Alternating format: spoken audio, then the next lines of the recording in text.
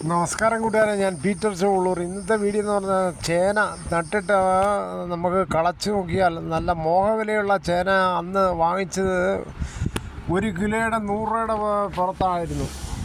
ഇപ്പോൾ അത് നട്ട് അത് വിളവെടുപ്പ് എടുക്കാൻ സമയമായി. സാധാരണ മകരമാസങ്ങളിലാണ് ഈ ചേന നടാറുള്ളത്. ഇന്ന് 600 ഗ്രാം വെച്ചുള്ള ഒരു പൂളാണ് ചേന നട്ടത്.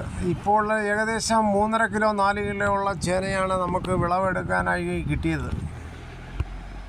ഇന്ന് 600 ഗ്രാം ചേനയ്ക്ക് ഏകദേശം 60 രൂപ വെച്ചാണ് കൊടുത്തത്. അന്നേരം നമ്മൾ നട്ടതിന് ശേഷം 4 കിലോയാണ് നമുക്ക് വിളവെടുക്കാൻ കിട്ടിയത്. ഇപ്പോൾ വിപണികളിൽ ഏകദേശം 40 മുതൽ 50 രൂപയാണ് വിലയുണ്ട് ഒരു കിലോയുടെ പുറത്ത്. കടകളിൽ നിന്ന് വാങ്ങിക്കുമ്പോൾ 60 രൂപയാണ് നാടൻ ചേനയ്ക്ക് അവരെടുക്കുന്നത്. ഇപ്പോൾ ഏകദേശം വില കുറഞ്ഞിരിക്കുകയാണ്. ഇപ്പോൾ 60 × 40 ആകുമ്പോൾ 6 4 24 240 രൂപയുടെ മുതലാണ് ഈ കളച്ച് വെച്ചിരിക്കുന്നത്.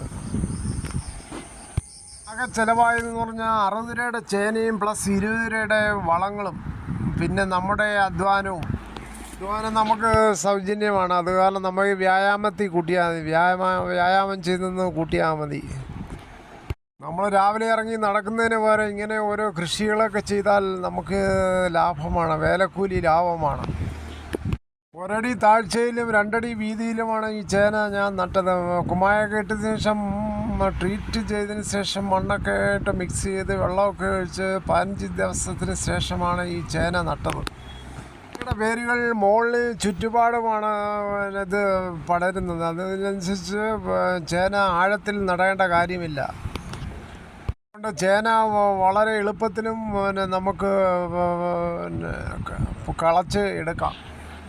ചേന നട്ടതിന് ശേഷം കിളിയിലൊക്കെ വന്നതിന് ശേഷം ഇച്ചിരി ഫാക്ടംബോസ് ഒക്കെ ഇട്ടാൽ നല്ല രീതിയിൽ വളർച്ച കിട്ടുകയും ചെയ്യും. കാലിവളങ്ങളും, അതായത് ഉണങ്ങിയ കാലിവളങ്ങളും അല്ലെങ്കിൽ കോഴിവളങ്ങളും ദ്രവക രൂപത്തിൽ, ലിക്വിഡ് രൂപത്തിൽ കൊടുക്കുന്നത് ഏറ്റവും നല്ലതാണ്. നല്ല വളർച്ചയും കിട്ടും, നല്ല തൂക്കവും കിട്ടും.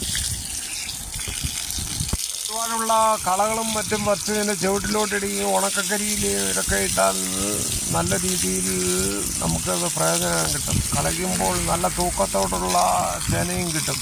ഇങ്ങനെ അടുക്കള തോട്ടത്തിലേക്ക് നമുക്ക് നല്ലൊരു കൃഷിയാണ് ഈ ചേന കൃഷി. സാമ്പാറിനായാലും ചേന തോരൻ വെക്കാനായാലും മെഴുക്ക് പുരട്ടാനായാലും മറ്റ് ഉപ്പേരി വറക്കാനും ഏറ്റവും നല്ലതാണ്. മാനവരാശിയുടെ നിലനിൽപ്പിന് എപ്പോഴും കൃഷി അത്യന്താപേക്ഷിതമായ ഒരു ഘടകം തന്നെയാണ്. മറ്റ് എന്ത് നടന്നാലും കൃഷിയെ പ്രോത്സാഹിപ്പിക്കാത്ത ഒരു ഗവൺമെൻറ്റും നിലനിൽപ്പില്ല.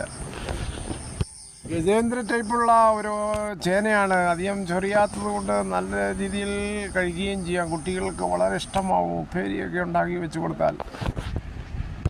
ഇതോടുകൂടി ഈ വീഡിയോ ഇവിടെ പൂർണ്ണമാകുന്നു. ഇത്രയും സമയം ക്ഷമയുടെ കേട്ടിരുന്ന് വളരെ നന്ദി. നിങ്ങൾക്ക് ഇഷ്ടമായി